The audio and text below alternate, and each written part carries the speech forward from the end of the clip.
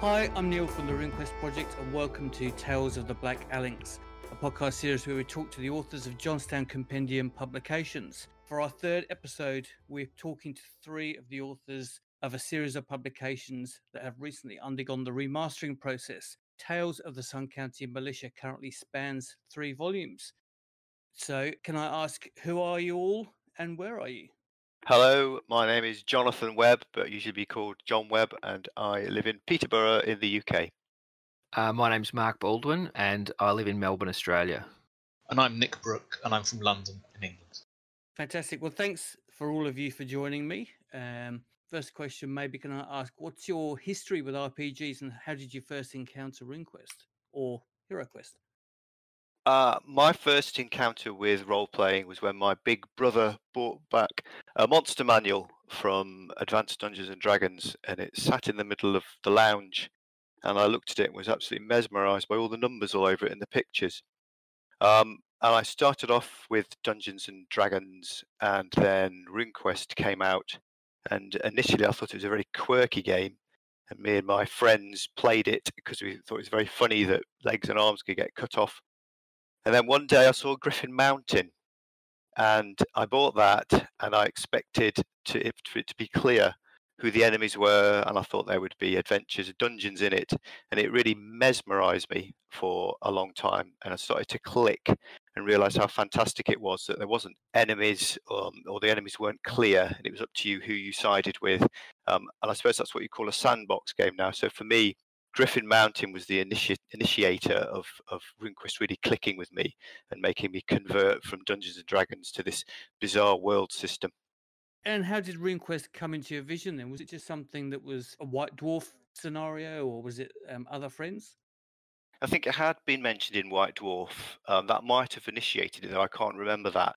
But I remember walking into my games shop and it being there, and that box set, that RQ2 box set being there, and I plucked it off the shelf, and I must have had money and bought it. So yeah, I wouldn't be surprised if White Dwarf seeded the idea. But what I can remember is just buying it in the shop. And with that great UK artwork as well. Yeah. Whether that's just something that's in my youthful psyche now or not, but I think I definitely prefer that artwork to the other. So I think it's worth mentioning that we all went to university, me and my friends, and we came back to role playing again in the 1990s. I know it's not on vogue, but we started again with RQ3. But what we were doing is we were taking RQ2 scenarios and converting them to RQ3, and we never actually played out of Glorantha. So we had a bit of a resurgence again, sort of much later on in our lives, in our 20s. And how about you, Mark? Yeah, I similarly started Dungeons and Dragons as a kid in high school, and I know we were playing RuneQuest in the later years of high school, and then kept playing it into university. And in my early years in university, played a bit of RQ with Mob, of Chaosium fame, and did a few drawings for Tales of the Reaching Moon back when it was, issue 3, issue 4. And then probably right around the time I qualified as a doctor, stopped playing all those games, stopped drawing, and didn't do it again until like the last couple of years of my life. So I've had probably almost a 30-year hiatus from RPGs. And my recent interest was probably kicked off by meeting up with Mob himself when I somehow figured out that he lives in Melbourne, and I somehow figured out he lived right around the corner from where my office was. So I decided that was too much of a coincidence and we should catch up for a chat. And he told me the amazing news that he was now a partial owner of Chaosium and the rights to Glorantha, etc., etc. Which was all complete news to me. I had skipped literally, nearly 30 years of the history of the game. I think that's a very common theme now. I'm wondering whether Mob and the other directors have created the equivalent of the red Ferrari for the midlife crisis, which is for you to dive back into Glorantha. Yeah, well, I suspect that is something for people our age, where we've probably got a bit more time on our hands, and the reasons we loved it in the first place are still the reasons we love it now. On our scale, it strikes me as like the Hollywood reboots of TV series that people loved when they were kids. It's just the same thing, only with less money. And Nick, what's your background with role playing?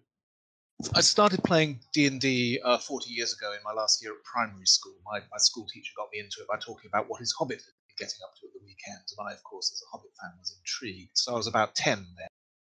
And I first played RuneQuest a couple of years later and really swapped over to that as I became a teenager. I'd heard of RuneQuest. I just did my research here. I first read about RuneQuest in detail in a magazine called Recreational Computing, Volume 7, Number 5. It had an in-depth article looking at RuneQuest, and I read this and I thought, gosh, that sounds interesting and more fun than D&D. I wonder what this game is. But much as with John, White Dwarf in the UK made people aware of RuneQuest because, of course, Games Workshop, publishers of White Dwarf, were publishing RuneQuest in the UK.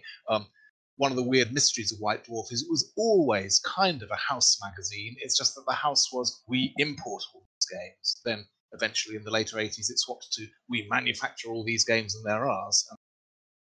Yeah, the three things that really won me over to RuneQuest from D&D, it was the consistent game mechanics, the percentile skill system, and the lack of classes and levels. You could do anything. You wouldn't be told don't use a sword because wizards don't use swords. There'd have to be something more to it like that, like your god says wizards use swords, but maybe there's a god over there who says they can. On the morality side of things, I loved it that monsters had the same stats, skills, and spells and cults as the players, and they were people. They had their own motivations. They weren't just kind of easily killable goblinoid experience points. And they could rise in rank the same way you could. If you were a rune lord or Anthe, you'd be up against rune lord trolls, and that's scary. And the third thing, and the most important one to me now, but not then maybe, is the setting. It was the way Greg's World of Glorantha was interleaved with the rules as you read them, so that you'd find places that were in William Church's beautiful maps referenced in the bestiary chapter or the cults chapter. That kind of integration of the system and setting, it was very new in role-playing games, and it was a real eye-opener to me, and I loved it. So that's when I fell in love with RuneQuest. And basically, I ditched D&D by the time I was 13 and played RuneQuest all through my teenage years, and then stopped when I went to university. So did you miss out on the RQ6 and those RuneQuest releases, or did you follow it all the way through? Oh, I followed it all the way through. I followed it when there was nothing to follow. When I say I stopped playing when I went to university, at uni, I was reading the Avalon Hill boxes and making grand theories, and I was playing Call of Cthulhu. My friend Chris Gidlow ran a brilliant Victorian campaign, and I was playing a RuneQuest 3 game, but it was set in Middle-earth. That was run by Chris Seaman, who went to publish his own fanzines about role-playing in Middle-earth. Lovely chap, really good game, enjoyed that so much. But I don't have any stories of Glorantha and Daring Do from university, really. I kind of tried to kick off one game, it didn't really take off, and then we were on into finals. So my renaissance began the summer I left, so no long hiatus there. I hadn't got myself any work lined up. I thought, why not write a letter to Chaos and say, hi guys, I love RuneQuest. I can see that there's a few bumps in the pipeline. This was around the time of the Dave Dubisky art. Is there anything I can do to help? And I got a lovely letter back. When I say letter, I'm talking about a piece of paper with airmail stamp on it that goes into the post system and arrives at the other end eventually. And I got a letter back from Greg Stafford, signed on Chaosium letterhead, saying, right now, if you want to contribute to Glorantha and RuneQuest, the best thing to do is to get in touch with an English man called David Hall, who's editing a magazine called Tales of the Reaching Moon. Nick, get in touch with David Hall. So I did. In the 1990s, those Tales of the Reaching Moons were just amazing to get. And I now realise that they're full of Mark's art. So our play group, when they came through, that was always very exciting to read, and we'd often use a lot of the work inside there to, initiate further play within the group. Yeah. You see, I'd missed Tales. It started coming out in the late 80s, and I had no idea about it. I must have not noticed it in our local games shop, if it was in the local games shop. But when I got in touch with David, he did three things. He invited me to help out as a kind of proofreader and contributor for Tales, which I did then for the rest of the decade. And he invited me to join his local game. So we would get together, usually at Steve's house, sometimes at David's, and play the Grey Dog. It was a RuneQuest campaign, which, despite David's protestations, it had been originally created by Jonathan Quaife using material he'd borrowed from Chaosium. David took it over to run it, and we gradually turned it into a sort of Asterix, the Gaul-style mix of globe-trotting adventure with back home at the clan intrigue. And it was lovely, glorious things. Played that for a lot in the early 90s, less in the later 90s, and then the group kind of split up and wandered its separate ways come the noughties. But that was my RuneQuest prime time. And Nick, did you use any of the official campaigns as well, or was it mainly just a homebrew style campaign? In my teens, I'd run stuff out of Parvis and the Big Rubble. I'm not saying I ran it particularly well, but I ran it, and I played in some Griffin Mountain, which was a bit of a pain in the butt, actually, because as I was playing in it, I didn't buy the book, and the book wasn't available to buy, but eventually I lucked into a second-hand copy. But for the Grey Dog campaign, that was written, adventures were by David Hall. Sometimes we were playtesting things that ended up in the magazine. More often we weren't. And there was a lot of character beats and ongoing clan politics. And he had one NPC in particular, Brandwin Greatblade, who I think in the official timeline is now the chieftain, or indeed the king of the tribe, whose job was to show the rest of the group what you ought to do. So we'd all go off and do a dungeon and come back with money. I'm talking crudely here. And we'd be thinking about what spells we can buy, and what training we can buy, and what armor we can buy. And Branduin instead would go and buy cows. And we'd be saying, Branduin, you idiot, why have you spent all your money on cows? And then we go back home to Grey Dog Village, and everyone would be saying, wow, Branduin's got it made. That man's got so many cows. Whoa, he's awesome. I'd be saying, shit, I've got this armor, I've got my skill training, I learned an extra point of blade sharp. Nobody cares. They only care about the cows. It was a lovely, lovely match. We got into a lot of scrapes while Brandon was trying to impress nearby eligible Kolimar Earth Priestess as well. And this was like, yeah, I suppose technically we ought to be, but Brandon's doing it. And having an NPC do that drags you along, because of course you all get into scrapes when he does. So it was a very nicely conceived campaign. I loved playing it. Still miss it. Just two things happened to shut it down. One was we were putting so much work into our freeforms and other publications that scheduled let's have a game day turned into hang on, sorry, cancel the game, let's get most of us together to write the thing day, which is a downer. And the other was eventually people went off their separate ways. So David moved to Sydney, downer. Rick moved back to Ann Arbor. Colin Phillips moved to New Zealand. I was still where I was, but nobody else was there. And this was before we had things like Skypes and Zooms and the like. So virtual gaming wasn't an option. Then I had a fallow period for a few years while I got married, produced the two best kids in the world, and I started gaming again briefly with a short D&D campaign in about 2004 and a long-lived Dark Heresy campaign in 2008. And I got back into RuneQuest in 2018. Now, I'd been skipping the mongoose years. I bought the first release, it was terrible. And I supported and loved Mithras and was looking forward to a RuneQuest 6 Mithras Adventures in Glorantha, which ended up not happening, I think, because of the success of the RuneQuest Classic Kickstarter. But I was back in the RuneQuest Classics and what's now RuneQuest Role-Playing Glorantha all the way. Delighted with it. Started the campaign as soon as the physical book was available. And that's been great fun. You just touched on a point there that's quite interesting. So I'm assuming you've all got long-term partners or wives or whatever. Yep. How do your partners view your role-playing and or writing for Jonstown Compendium? So my wife is a very, very easygoing, gentle soul. So I get away with it. And back in the day, back in the 90s, when she was my girlfriend, she'd have to put up with, I don't know, upwards of 12 blokes coming around to our shared house and having 2 huge role-playing sessions a week. So it's always been integral with us, and it's never really been a problem. Has she ever dipped her toes into it as well? No, she has no interest whatsoever, which is also quite good. So it's quite a good sort of foil, really. And I've got 2 boys, and they both role play as well. So it's been lovely for me. So yeah, I've got away with it. How old are the boys? The boys are now both they're twins. They're 22 now, so they've role played sort of from 10 plus onwards. So I've been very lucky, really. I've got 3 boys. The youngest one's 10, so 10, 12, and 16. The 16-year-old is never going to be into it. I desperately want to try and get the younger 2 into it. You know, I'm battling Skyrim and Fortnite. Yeah, I've got a long-suffering wife, 8, 10, and 13, and much time doing the art, I suppose. I get in a little bit of trouble if I spend too much time on the weekend.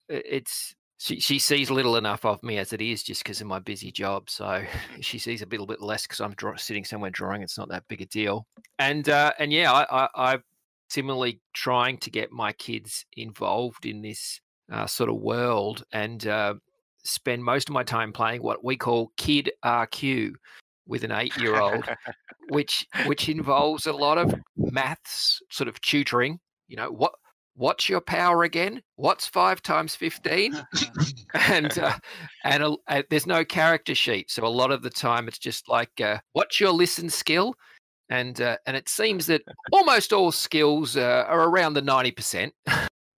Yeah, when you ask an 8-year-old, 90%, always 90%. But it's just a way of telling stories with the kid, and using your imagination. And yeah, so Gloranth is such a rich background that you can just pull tiny chunks out of it, and the kid thinks your imagination is amazing, because you've suddenly invented something like elves being plants that is taken for granted by all of us, but for an 8-year-old kid, that's just mind-blowing. Mark, can I ask you a question? Do you find the drawing and the painting that you do you find that very cathartic, or are there certain things that you've had to do that's just pissed you off because you struggled to do it? Yeah, bit of both. So I think I've mentioned to you, John, that the actual reason I got in touch with you is because I hadn't drawn for RQ until I've just started drawing with John, and for the last probably 18 months I'd been going to life drawing classes, which is a couple of hours on a Wednesday night sort of thing, not a big time investment, which I'd really enjoyed. And then lockdown came to Melbourne, and such things were very promptly banned. And so I spent a couple of months sort of wondering how I could fulfill and came back. So yeah, look, I some things I've found really difficult. Like, I'd never actually used color really until I did that big double page spread for the Tradition volume. Yeah. I'd only ever drawn with black and white pencils or pen and ink. So it's been, some things have been a real massive learning curve for me. And they've been a fair struggle, but largely, as I've said, I'm doing this because I enjoy it. If I'm not enjoying it, I'm just not going to do it. As John has worked out, he can sort of give me some instructions as to what he would like drawn, but then I'll just draw what I want to draw anyway. So it doesn't ignore the instructions pretty much. Very true. Very true. So it's got to be fun. If it's not fun, then... It's interesting. I actually found that with getting some of the artwork done for Legion, I would give them this is description of the brew, this is the weapons they use, this is the armor, and without fail, every time it would come back with something different. But that something different would be, oh, that's actually really cool. And then I'd end up changing the character. So I'd imagine that would be something similar that you did within Tales of Militia. Time and time again, Mark has not obeyed instructions and gone and done his own thing. And then I've thought, that's a really good idea. So I've gone back and then altered the text, which has been really lucky that we've gone back to remaster them, because he's added things that I wouldn't have thought of. So yes, it's been really interesting. I mean, a great example of that is the Traditions double-page Volkswagen camper Rhino, which was not in the scenario, but now it's kind of indelibly part of that encounter. It's just such a beautiful thing. And this mad bugger in Australia went off and drew a Volkswagen camper Rhino completely off script. We should have sacked it, frankly, John. But it's glorious. It's really lovely seeing that. I have the same experience with artists all the time. They're just very, very clever people. I like them. That's great. And so, Nick, do you have a long-suffering partner, wife as well? Yep, I'm married to Julie, have been for 24 years or so. We've got 2 kids. Sarah's just finished at university, Wilf's into his 3rd year there. They've both gamed. Julie tried a few freeforms in the 90s, probably before we were married, and decided that wasn't really her thing. And the pen and paper sitting around rolling dice stuff has never been her thing. She lets me do it. It's take less of my time now than it did back before we got settled, because I used to be jetting around all over the place to conventions and things. That isn't happening now. But yeah. I mean, this is what I do with my time. Both my kids, I've played a few pen and paper sessions with them. They both were very into MMOs back in the day. In fact, my daughter got me into it back in the day, and then that grew into Star Wars: The Old Republic, which is an excellent game. If anyone out there is looking for a guild to join, just let me know. But I think really the appeal of video game role-playing over the old school stuff, without which it wouldn't have happened, it's one of those things. It's like slightly changing the subject. I had a lot of paperback science fiction that I'd read as a teenager and a young adult, which I thought was really great, and I kept that on my shelves, and I thought maybe my kids will be interested in this, and they were like, no, I'd rather watch the TV version. So it's like, oh, I see, yes, it's like the world has moved on, and we've got different options and different media now, and if you were getting into this kind of thing now, you probably would do it through video games, whether it's Baldur's Gate or Warcraft, Skyrim or whatever. You're getting a lot out of it that way. There does seem to be a resurgence, though, especially with D&D into that sort of young millennial crowd. It seems to have jumped a generation and had a resurgence now. Have any of you had experience or seen that? Yeah, look, I think you're probably right. My gut feeling is that the kids who've grown up with a screen in front of them, from the age of 10, 11, 12, are sick of it.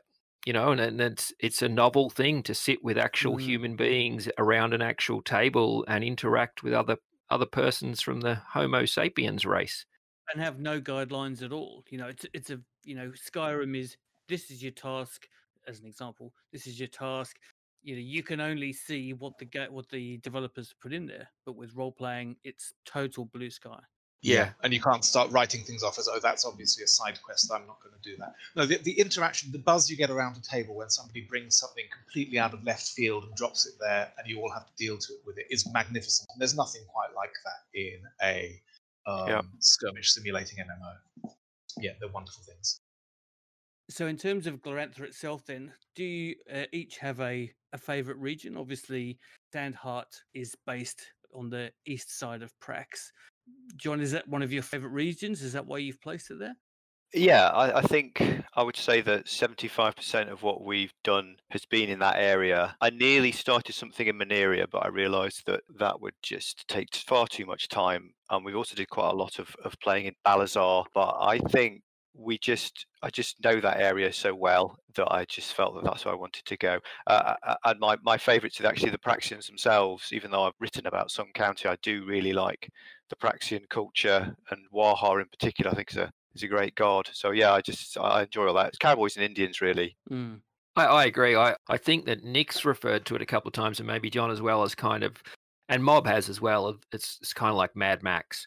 It's a bit it's a bit out there and weird tribes and stuff like that. So I really like Prax is my favorite part of it. And I'm not actually that massive a fan of the whole Sartarite tribe internal politics type stuff. And I'm not a massive fan of the whole your character will end up influencing world events. I really like being one of the little guys, which is what attracted me to, John's writing, because straight away, as soon as I read it, I thought this is an awesome premise to be able to involve a disparate group of player characters, and they are anchored in the world and they will be affected by the big events in the world, but they will not be the ones who end up as the big heroes kind of influencing the politics of the region. So you're more of an RQ2 starting at 30% to hit with your short sword than an RQG rune magic out of the gate type of guy? No, I really like the idea of rune magic out of the gate. That was good. but and I don't know about the 30%. Like, I think that it was kind of more, rather than just sort of raw stats, it was more just kind of where you fit it into the world. And I liked the characters where the world pushes them around rather than them pushing the world around. Very interesting to hear you say that, because Mad Max had a big effect on me as well. I thought it was an amazing set of movies they were, and I think even without thinking about it, I did write characters that get pushed around, and I did write a setting where you didn't do anything world changing. So very interesting to hear Mark say all that. Chime with his thoughts on that. Now, and Nick, I dread to ask, which is your favourite region? I'm imagining it's going to be somewhere up with the Elvis King. Not quite, no. I mean, I love Prax, and I think the Mad Max ambience is a great thing. The Cowboys and Indians ambience, the Romans in occupied Judea thing. It's great fun. But to me, my favourite region is Dragon Pass in the Hero Wars. When I say that, I'm not talking about Sartarite clans stealing cows. I'm talking about the struggle between Prince Argrath's free kingdom of Sartar and the sophisticated, insidious, let's say, evil Lunar Empire creeping in from the north. To me, the Lunar versus All-Anthy action in Prax and Parvis always felt like a sideshow. It's like setting your game in Casablanca, but missing out the action of the Second World War. And so, although folk have filled in the rest of the world in loving detail, actually where I want to set my games is Dragon Pass. I've got very fond memories of David's campaign from the 90s, which was in Sartar during the Lunar occupation. I'm loving the RuneQuest I'm running nowadays, where, hey, Sartar's free, the Lunar's gone, and you get to rumble around Dragon Pass, going to weird stuff, raiding ancient terrors and meeting interesting people and killing them. It's just great fun. To be clear, I love Prax, big fan of Prax, but if you put those two places side by side, I'd pick Dragon Pass over Prax any day of the week. And that's fine. Oh, yeah. That's absolutely. Your intro to that is interesting to me because there's an assumption that because we write about the Lunars, we are pro-Lunar. We think the Lunars are fascinating villains. We want them to have good lines they can use. We want them to have absolutely weird, twisted, long-term, malevolent, evil plots that they can be working on. We want to make them interesting antagonists in games. Now, if as part of doing that you say, hey, wow, we could run a team of Lunar secret agents, yeah, that's brilliant. That's an extra link to your game. It's a bit like saying, oh, now I can run an all-troll party using Trollpack. Yeah, you can do that. It's probably not what you want to do. I think that you can run a pro-Lunar, yay, the Empire, we're only obeying orders campaign using our Lunar stuff. But you're meant to be using it to say, crikey, now I know what Lunars think. Now I know how they behave. Now I know what they're working on. And that, to me, is what you want in your games. So I wrote a little scenario called The Duel at Dangerfield, which puts probably half a dozen player characters up against an entire Lunar army of 2,500 soldiers led by the greatest general of the age. And the Lunars in that, they're just great fun because they're characterful people. You go up against these sort of the bald Nazi boxer from Raiders of the Lost Ark, and against the fop in Yanafali armor, and against some monstrous demon that the Lunar College of Magic have assembled for some kind of bet, and you get to bandy words with Fazo Widerid. It's lovely. And to me, that's why I write Lunars the way I do. It's to give you that sense of texture and depth that lets you use them as something more than just they're Romans, let's kill them. The Lunar Empire is an excellent enemy, really well put together. I'm a war gamer as well, so I remember reading something that Greg Stafford had written, and I think it was in RQ2, saying that the Lunar Empire was also based on Seleucid Persia.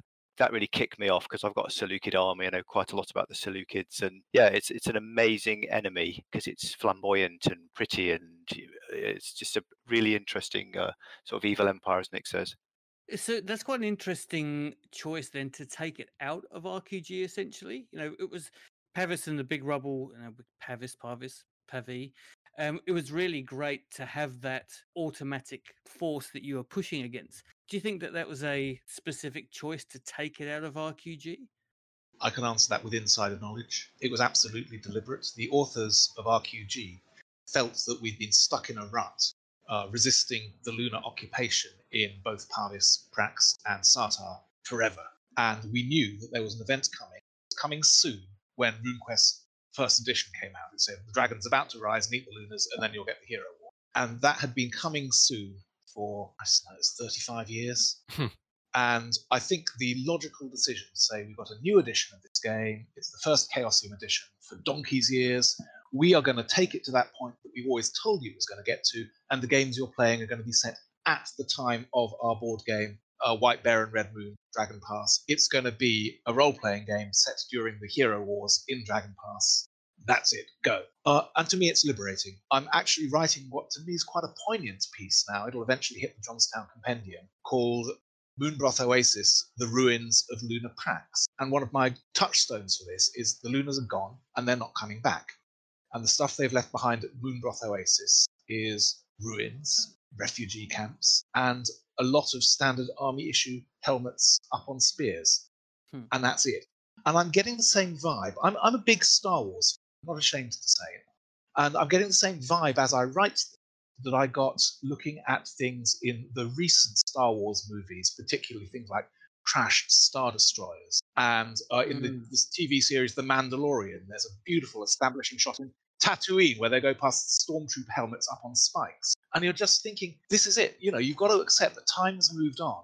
The Empire's gone. I am not going to be writing anything that's about here's how a lunar army comes to Prax and reconquers it. Here's a lunar agent with a cunning secret plan to reunite. But it's like, no, accept it. Move on. That stuff, it's dead. It died at Second Moonbroth. It died with the fall of Parvis, the fall of the Grant lands. There's stuff happening. There's really interesting lunar stuff happening in Moonbroth. There will be interesting stuff happening in Corfu, but none of it is going to be what we're used to. It's not going to be armies and generals and governors moving around Prax in force and laying down the law. It's going to be far more strange and sinister and exploitable than that, and that's the way I love it. So that's quite off topic, but it's the kind of thing, it's the mindset you can get into when you start thinking, oh yeah, the Lunars are now going to have to find another way of making this work, because military conquest and occupation didn't. But there are still very clever Lunars, and they know the land, and they know the people, but you have to find a more devious way of working. Possibly part of what sparked me off thinking that way was the excellent game 13th Age Glorantha. I recommend everyone should buy and read that just to understand the full campaign setting, which assumes that lunar hero questers and chaos are gradually unpicking your mythology. By all your hero quests and all your myths and all your powers are screwing up. I think you should probably do something about it. Taking on from that then, and talking about the scope of writing, maybe you can speak a bit about what actually made you take the leap in writing for the Jonstown Compendium. Blimey. I'm a bit of a, we were talking about this a couple of days ago, weren't we, Neil? I'm a bit of a multitasker. I can't stop. And I do like writing. I did write a book a long time ago, and I actually wrote an adventure for RQ6. And I think with the advent of RQG, I just felt the desire to write some adventures and just see how well they did. I can't really explain it any better than that. I'm a prolific DM, or GM, I suppose I should say, always writing stuff. And I thought, well, I'll give it a go.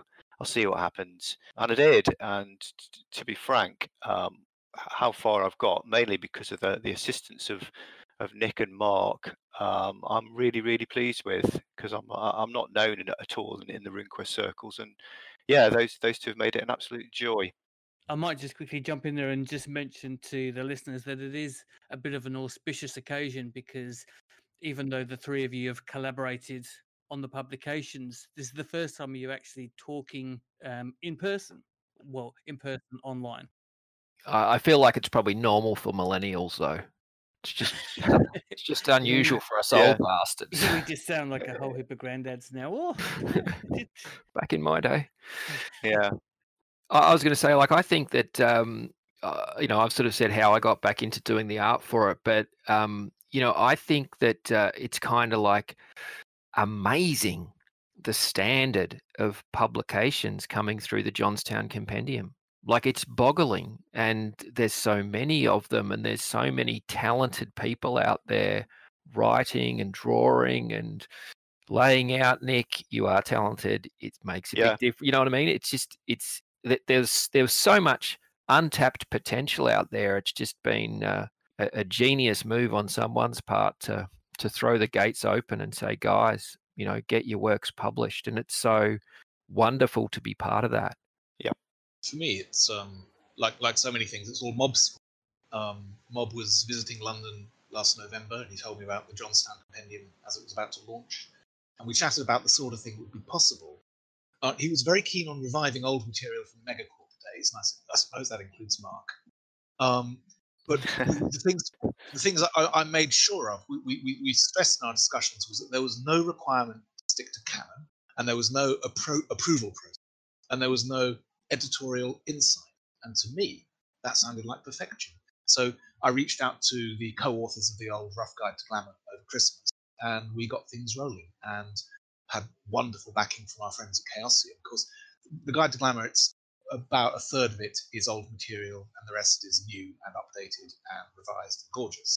But we had so much support from Rick Mintz, who had laid out the original version, and from Mob, who said, oh yeah, you can use this thing I wrote, use this thing I wrote, use that thing I wrote. and Jeff, who did us a whole cult write-up for the book. It was absolutely wonderful. But I agree, we were in a slightly privileged position there because Chaosium guys wanted us to say, look, if you've got something old and it's been printed before, you can bring it out on the Jonstown Compendium if you've got the rights to it. It was a bit of a demo. I've learnt so much. Well, to start with, I've got online friends that I've never met in person, which is quite interesting. I know what a glyph is now, and Nick has taught me so much about the publication side of things. Yeah, it's been very interesting learning curve as well. Tales of the Sun County Militia, Volume 1, 2, and 3. Maybe you can give us a bit of a run through for those people who haven't yet purchased it. Maybe give us a bit of a background and a bit of information of what's actually in the publication. So Volume 1, it includes an introduction to Sandhart, which is an area of Sun County, and it introduces you to the main non-player characters and to the agriculture and the setup of the whole area. And then it segues into what it's like to be a militiaman or one of the specials, the special constables, if you like, who are people who don't worship Yelmalio but are taken on by the militia. And really, as has been said by Nick and others, you end up being a police force in the area, and it sets you up to undertake the defence and the detective work in and around Sandhart. Then it goes into a first adventure, which I won't say much about, but again, you'll get that feeling of being a police unit, trying to stifle crime. And then Nick has added a brilliant family history section onto the end of that, which adds a lot more sort of wealth and sort of deep character information that you can use. And what I should add actually is Darren, along with myself, also produced, I think there's 12 player characters that you can take on. It was Darren Page Mitchell. He did the extra 4 characters added to your original 6. There's 10 in the book. They're great fun. They've all now got more detailed family backstories. Darren was basically playtesting my family histories, and we loved the results. So he said, "Can we print those?" And he said, "Yes." Yeah. So Corn Dolls Volume 2 is, as the boys have intimated, a sort of police mystery type thing where there's a big setup and a timeline that's occurring independent of the PC's actions, which is, something I really like in an adventure. Stuff's going to happen regardless of what your PCs are doing. I don't want to give any of it away in case there are people out there who haven't played it and want to play it. But I think it's a really richly detailed little scenario, and a lot of scope in my mind for the old MGF, maximum game fun, that Mob's always talking about, and which I myself am a great proponent of. So we're in the middle of remastering it now, which basically, when we say that, we're waiting for me to draw the pictures. And I'm a good halfway through, I figure. I reckon I've got about 30 picks in the can, so maybe about halfway. And I don't know if I can say we're going to, I won't give details, but we're going to expand it beyond the single adventure as well. But you might have to just wait and see. I don't know what I can say about that.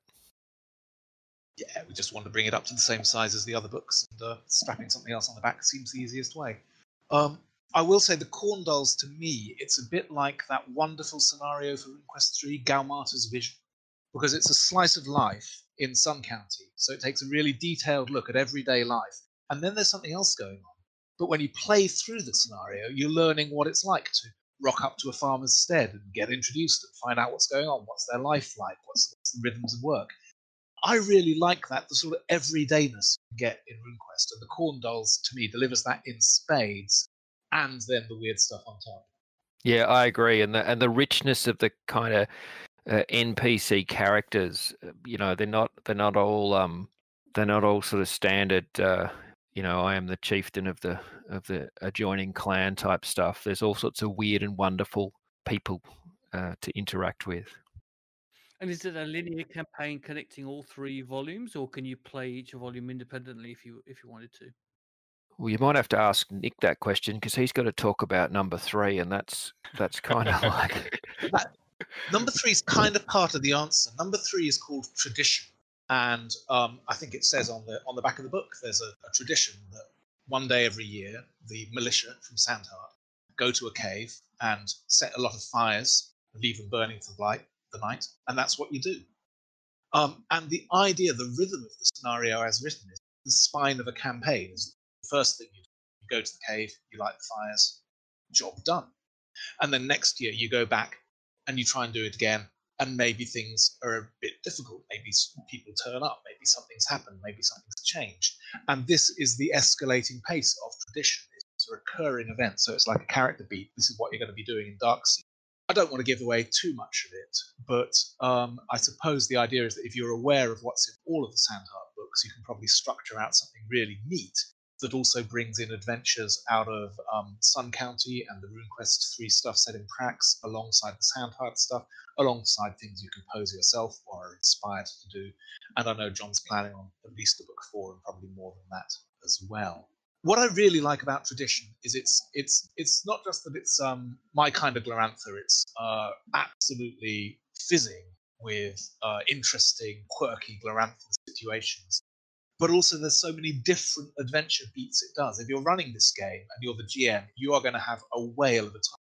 It's a hero questing, dungeon crawling, police procedural, martial arts siege situation with weaponized bison, ninja raids, hot archival action, and the hippie Volkswagen camper rhino. So that's my kind of Glorantha. You do not get scenarios for other games that have the same fizz as tradition.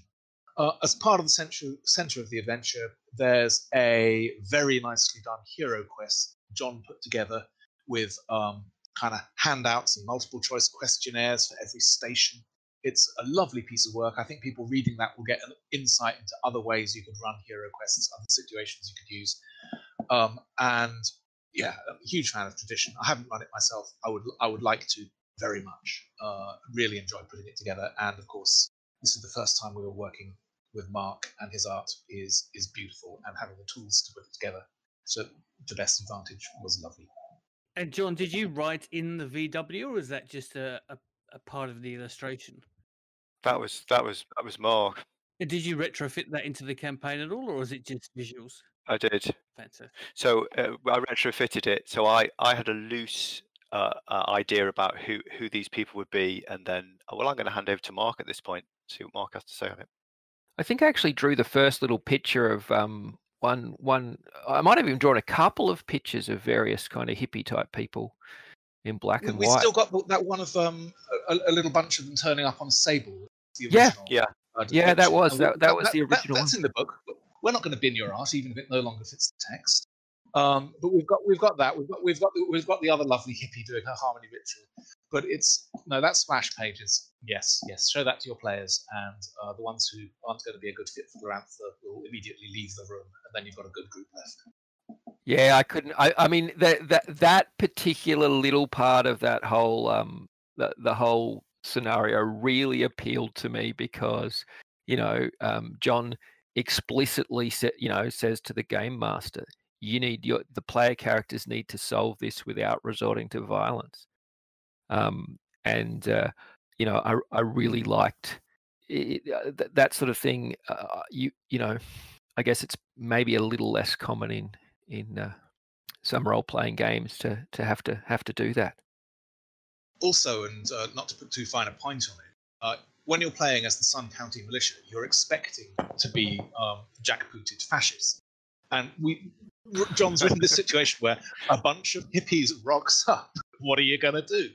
And the role-playing opportunities you get from that are magnificent. So just on that then, John, I mean, obviously you mentioned that this isn't something you do as a career as such. Did you develop a writing process? Did that come organically, or have you got some kind of structure down now? Oh, I definitely write to structure. So I've got loads and loads of notebooks where I'll plan out in boxes what happens from one link to another. And then I'll rough it out, and then I'll often then go and play test it with my group. I've got 2 groups to play with, and then I'll go back and hone it and write it. So I do a lot of prep. I'm sure you other writers there know that there's a lot of prep and thought that goes into it all. And I worked out all 3 scenarios in one go, and then wrote them on a holiday to Australia 2 years ago when I had the time to write it. Fantastic holiday as well.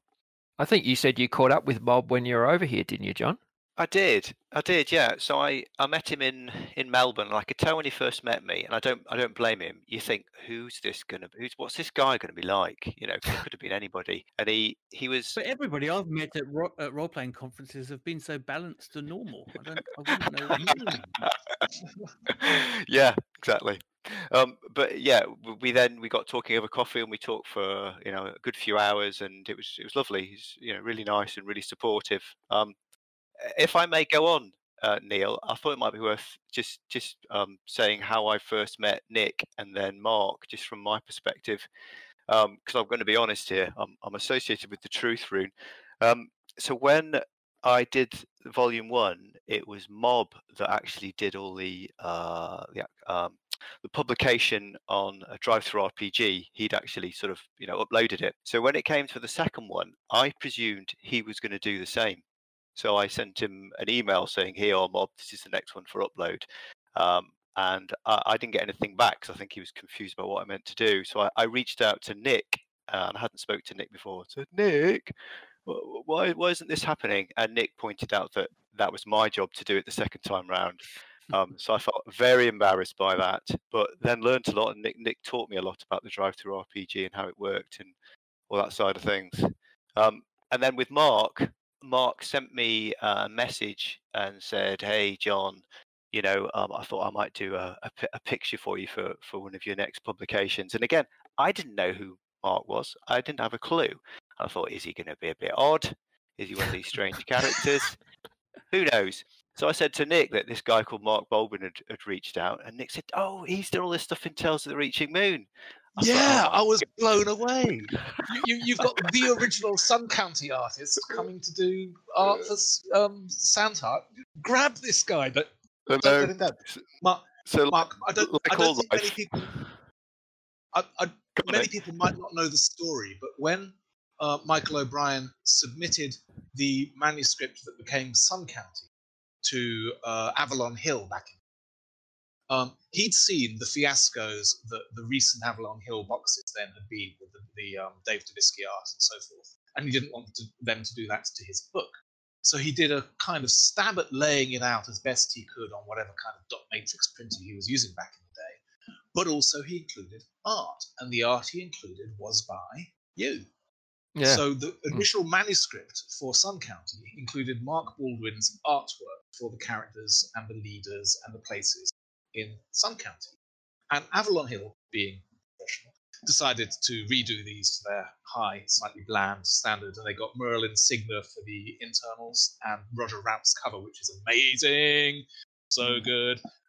But the point is, you, Mark, are the original artist for Sun County, and I know a lot of your stuff got printed subsequently in that Questlines book that had the secret history of Sun County in it, and it's lovely. Just the idea that we had the original Sun County artist, and he wanted to draw for Sandheart. It was like, I told you, bite this guy's hand off. Get him. Yeah, I think it's a slight exaggeration what you said, Nick, but I'll go with it. I think Mob had maybe sent off a couple of 1 or 2 drawings I'd done that. But yeah. Well, I'm so pleased we've got you, Mark, and it was lovely for you to reach out. Yeah, I'm also extremely pleased and really so proud to be part of the team.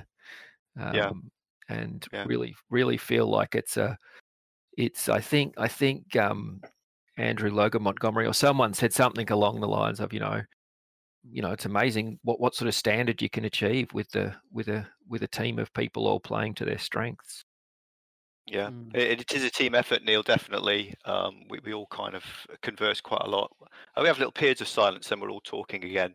And I don't feel like it's just mine anymore. I feel like it's all of ours, and that's a good thing. So other than the issues that you had uploading the second volume, were there any other elements of the publication that you struggled with that you needed to overcome, or was it 100% plain sailing? Well, as I explained at the beginning, I'm utterly shit at IT, so it's always been a bit of a struggle. And then there's the element of, like, as you're well aware, Neil, is when you hit the the upload button and you get it up for publication, you go for all sorts of fears that people aren't going to like it, or it's not going to go down very well, and the typical things. So none of it has been plain sailing, but it's all been great fun. And on that, then, the response overall from the fans in terms of reviews and that people have reached out to you, it's been overwhelmingly positive, I'm assuming. Yes, it has. I'm not very good at bigging up myself on instances, so I think it's done really well. It's done far better than I ever thought it would. Of course, there are publications that have done better, and are considered to be better, and that's absolutely fine. I'm just very pleased that I've got a trilogy and it's beautiful, and I've got other people working on it, and great. I'm very pleased, very happy. And have you had feedback of people actually playing the game, or playing the campaign rather? Yes, I have, which has also been really nice. It's lovely when people play your adventures, and so I've had somebody come back and ask me some questions about the corn dolls, so hopefully I helped them about that. Yeah, no, all good stuff, lovely stuff. Fantastic. I think I was talking with Drew Baker in the last episode that it would be fantastic if you could be a fly on the wall to actually see people playing the supplements and playing the campaigns. Definitely, yeah. So I can see from the publication that you've had a fantastic forward written by Mob. Was there any other input from Chaosium staff themselves on the process? I mean, I know that it's very hands-off with the Jonstown Compendium, but when something sells as many copies as it does of yours, do they get involved, or did you have any feedback from them? I've had absolutely nothing, and that's fine. I'm not sort of. I think that's the way it should be. They've just let me get on with it, and as long as I haven't broken any rules or committed any heinous crimes, it's been silent. Except for Mob, who's just been very supportive. Has been involved in various elements of it, and I just as a courtesy, I've checked things with him just to make sure that it doesn't go against anything he would want to do. The only other input we had from the Chaosium team was when Nick made us ask permission to put their likenesses in the family history section, because someone, not naming names, had just went and drawn them anyway. Yeah, that was funny. To be clear, normally when you're writing for the Jonstown Compendium, you do not need to involve Chaosium. You don't run things by them for approval. You just write your thing and get it out there. But I was writing the Sun County background article, and I wanted to make sure that it didn't trample over anything that Mob or Jeff were doing. So in Mob's case, I just made sure he was on board with the idea, and he loved some of the stuff I'd added, the kind of hippie Nirvana moment that hits in the 1590s made him blissful. With Jeff, it was more about making sure that my version of the sequence of events around Tarkalor and Monroe and the wars against the trolls in the Troll Woods and the movements, the exchanges of personnel and ideas between Praxis Sundome and the Dragon Pass Sundome, I just wanted to make sure I had those bits right. And in fact, Jeff shared in the last few weeks a couple of lengthy posts about Elmal, Monroe, Sundome temples and the like, which are his written up versions of those discussions. And so, yeah, it's all spot on. But the thing I want to be very clear about is you mustn't blame anyone else for the hippies. That's all on you. It's been something that's come up with the other conversations we've had around canon, that I know that one of the things is with the Jonstown Compendium is there's no, you don't have to get authorization, and it doesn't have to be canon at all. But I think that most people writing want to at least base it within some kind of loose reference of current Gloranthan canon. Was that something that you considered when you were doing your writing? How important was it? Yeah, definitely. I didn't want to write anything that really went against the grain. So I included a lot of spirit cults that I'd seen in Tales of the Reaching Moon, and I did include a female hero of Yalmeda that you can worship. But apart from that, I didn't want to stray far from doing something completely odd. I think I trusted myself to know where I could draw the line. I might have got that wrong, of course. And I mean, there's such a wealth of information out there that it would seem a bit churlish to kind of go against the obvious things. And it's such a massive area anyway that you can place campaigns in particular regions that haven't had a lot of information written about them and kind of go crazy with it. Exactly. One of the things I'd like to briefly talk about on this is that for Glamour, it was really important for me, and we got permission to do it, that we included the complete descriptions of the city of Glamour and the crater and the Sultanate where it is out of the guide to Glorantha. We cut and pasted those paragraphs into our book. It's in the middle section, the Sultanate of the Silver Shadow.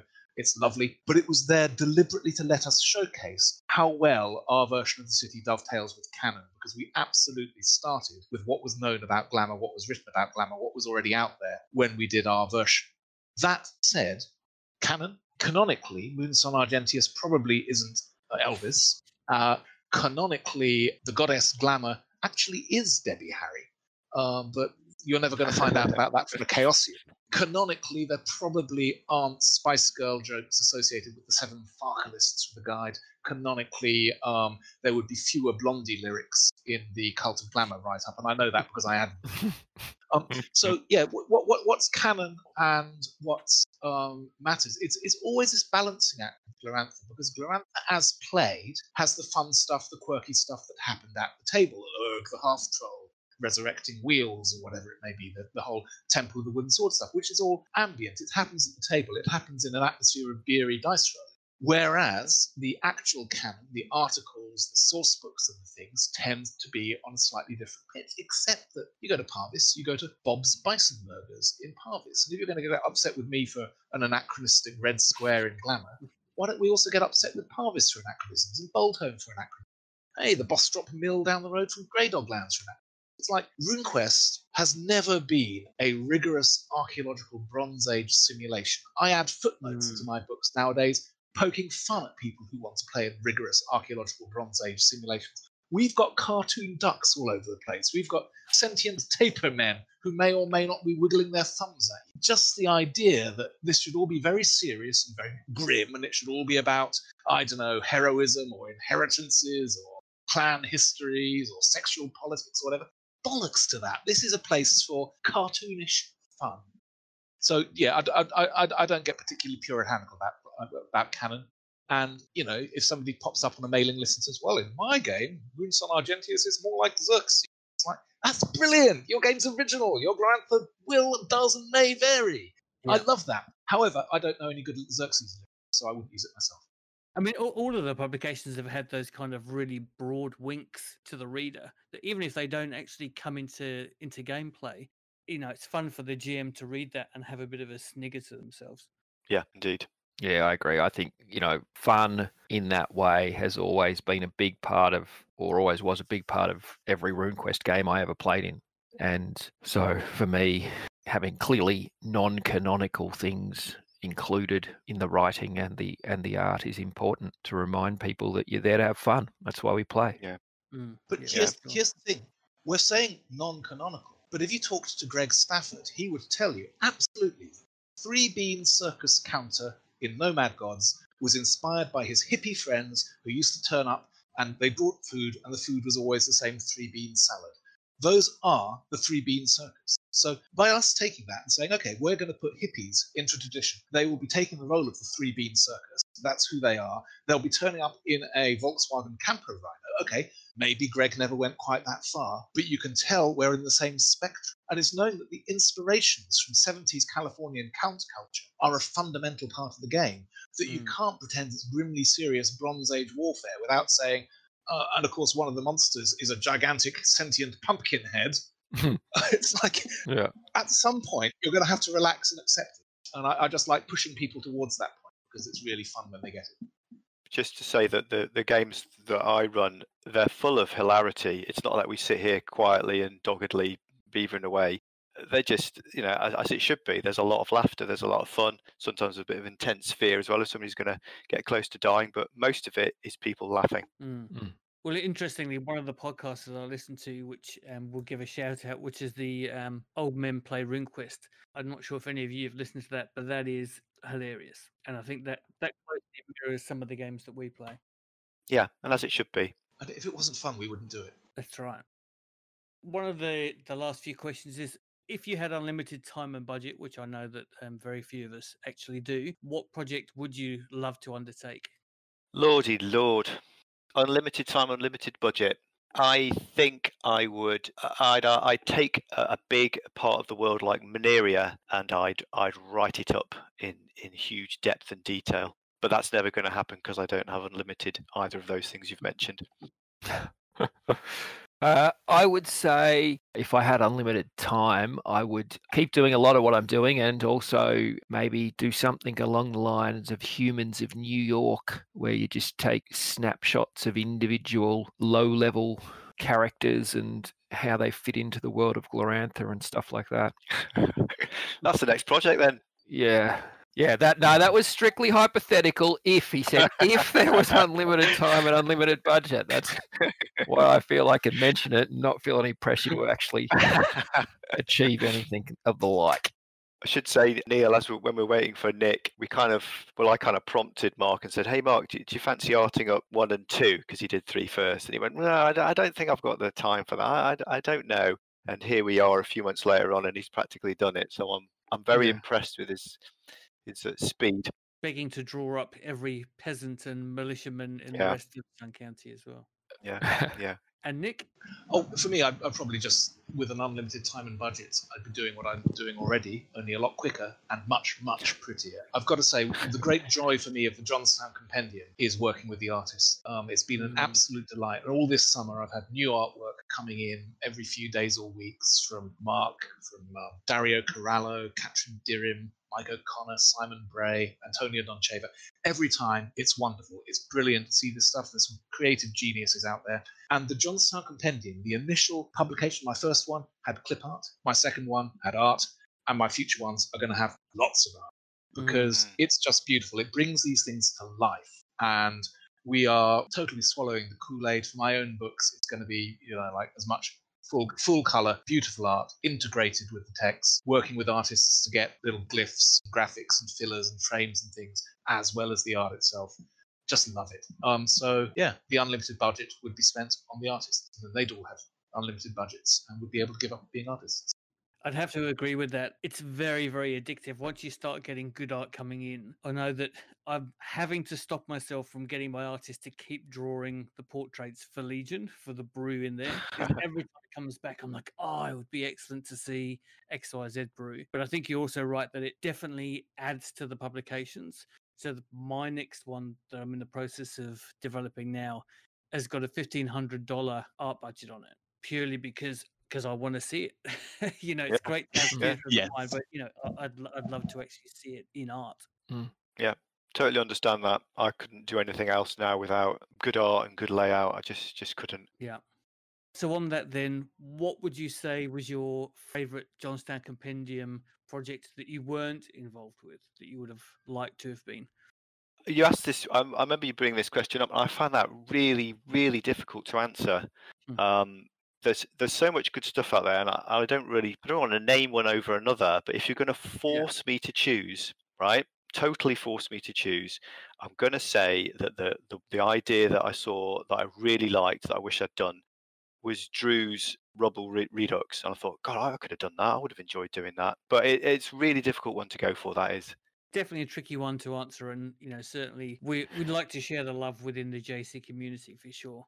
Yeah, I would say very tricky to answer because Nick's on the line and he's listening, so I have to say Rough Craft and Glamour, obviously. But my number 2 after that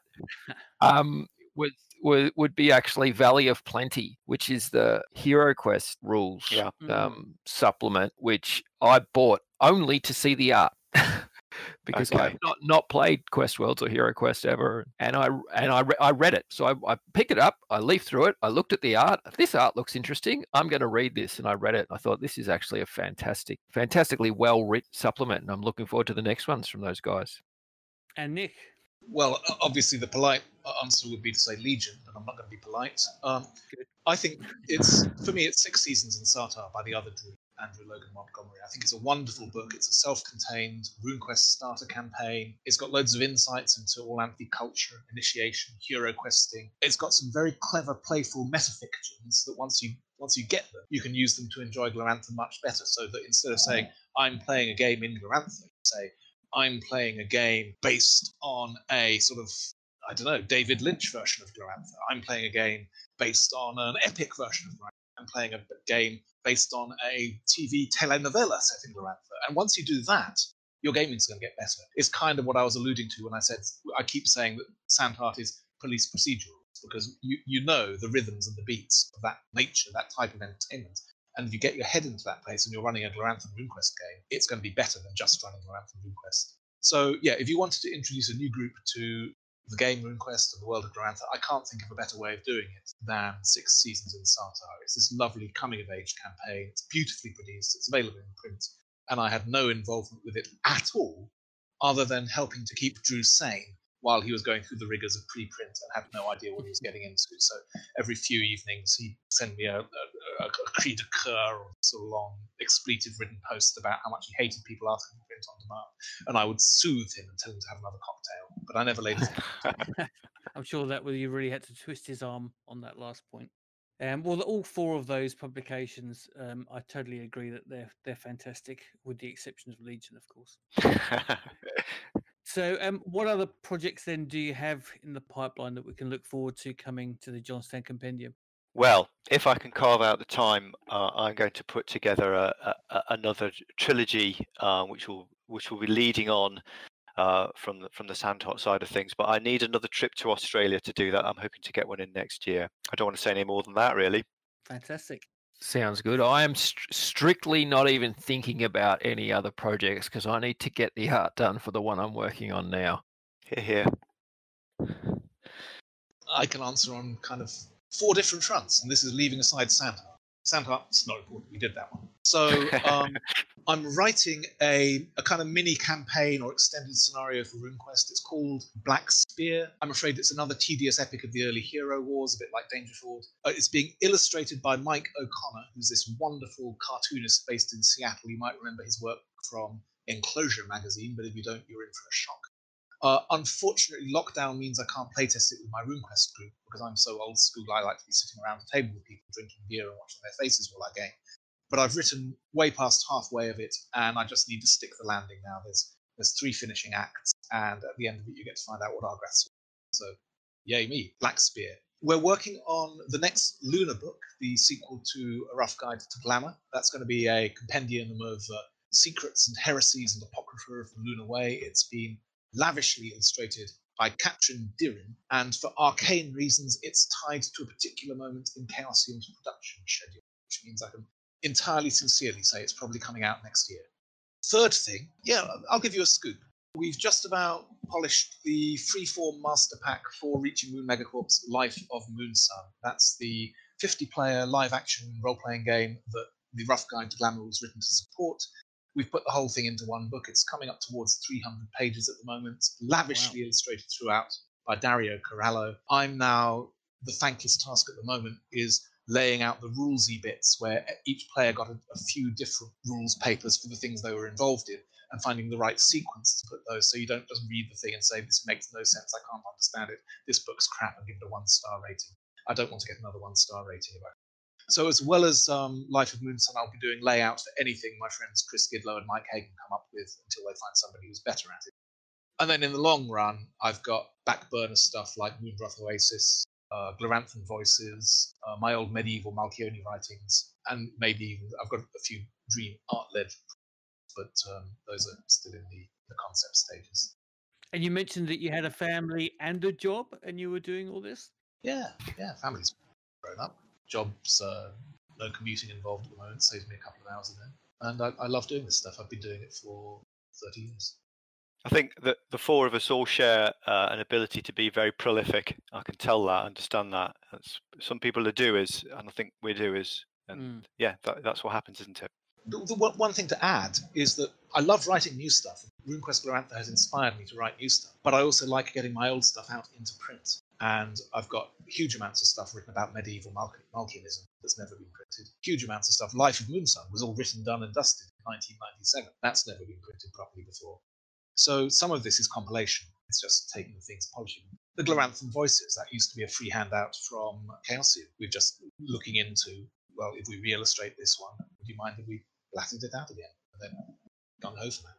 But it's all, when a project's art-led, you wait for the art to be in, and you encourage the artist, and you poke the artist, and you say really flattering things to the artist. You have to get very good at doing that. You have to sound sincere when you're talking, because otherwise they realise and then they just go. But it's one of the nice things is that you can say, well, this is an art-led project, so I'll hand it over to the artist and I'll wait and see what comes. As it comes, I'll say, this is brilliant, give me more, this is brilliant, give me more. And then eventually you've got your book. Whereas the writing-led ones are much more pain because you have to edit your own work decades ago and you think, what was I thinking? Who is this prick? Why did I think that was funny? So it goes. Yeah. Okay, and then on to our final question, which is, and thank you all for joining me today. It's been really great, fantastic, and enlightening. So, which runes or deity would you commit yourself to today? Well, I think it's going to have to be Waha and the Truth rune for me. Oh, that's an impossible question. I don't even know. Shalana Arroy and Harmony. Just want everything to be nice. You little sweet guy. Everyone to be happy. That's because you've been living in Melbourne. I think that's because we've just got out of 6. Well, we're just about to get out of 6 months of the world's strictest lockdown, as our newspapers like to tell us. The world's strictest lockdown. We're about to come out of it. For me, I think it would be the Seven Mothers. One of the things, the state of Gloranthan discourse, how few people have realised that the fundamental ethos of the Seven Mothers cult is saying, hang on, what we need to do is form a conspiracy with weird, sinister, outlandish powers in order to tear it down and replace it with something better. This is, if it had been deliberately that way, and I'm sure it wasn't, but I am doing my best to exacerbate the idea that the Seven Mothers cult is going to be the downfall of the Lunar Empire as it should be. So, yeah, for me, Seven Mothers. Love them. That's excellent. Will you join Andrew Logan Montgomery in the Lunar Pantheon as well? So that's 2 score for the Lunar. Well, thanks again for all three of you for joining me, and I'm glad that you managed to have the chance to have a chat with each other, and we'll look forward to those projects coming up in the future. Thank you. Thank you so much. Thanks for listening to Tales from the Black Alynx. If you enjoyed the podcast, we'd love it if you were able to leave a review or rating on iTunes or your podcast software of choice. Or if you really liked it, you can support us via Patreon. You can contact us with questions and interview requests via our Facebook page, facebook.com/groups/The RuneQuest Project, or email us at therunequestproject@gmail.com.